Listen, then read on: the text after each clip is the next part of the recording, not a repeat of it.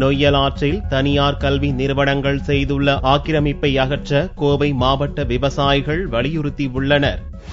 நொய்யல் ஆற்றில் பல்வேறு கிளை ஓடைகள் உள்ளன. இதில் பெரியாற்று ஓடை கோவை மாவட்ட விவசாயிகளுக்கு மிக முக்கிய நீராதாரமாக விளங்குகிறது. இந்த ஓடையிலிருந்து வெளியேறும் தண்ணீர் மூலம் பல ஆயிரம் ஏக்கர் விவசாய நிலங்கள் பயனடைகின்றன.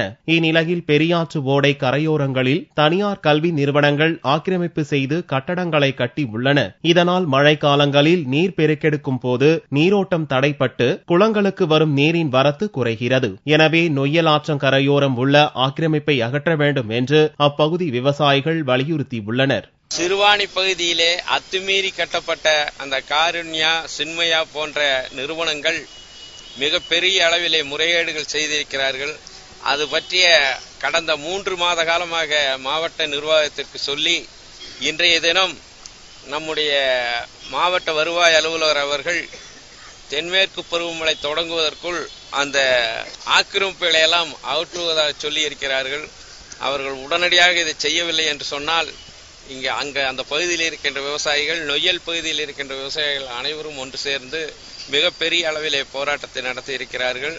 இது தொடர்பாக நடவடிக்கை எடுக்க வலியுறுத்தி மாவட்ட கலெக்டர் அர்ச்சனா பட்நாயக்கிடம் விவசாயிகள் மனு அளித்தனர். விவசாயிகளின் புகாரை விசாரித்து உரிய நடவடிக்கை எடுக்கப்படும் என்று வருவாய்த்துறை அதிகாரி கற்பகம் தெரிவித்தார். இன்னைக்கு ஜிடிபிலையும் சொன்னாங்க, இண்டஸ் காலேஜ்னு ஒன்று சொன்னாங்க, காருண்யா இந்த மாதிரி 2-3 இன்ஸ்டிடியூஷன்ஸ் பற்றி சொல்லியிருக்காங்க.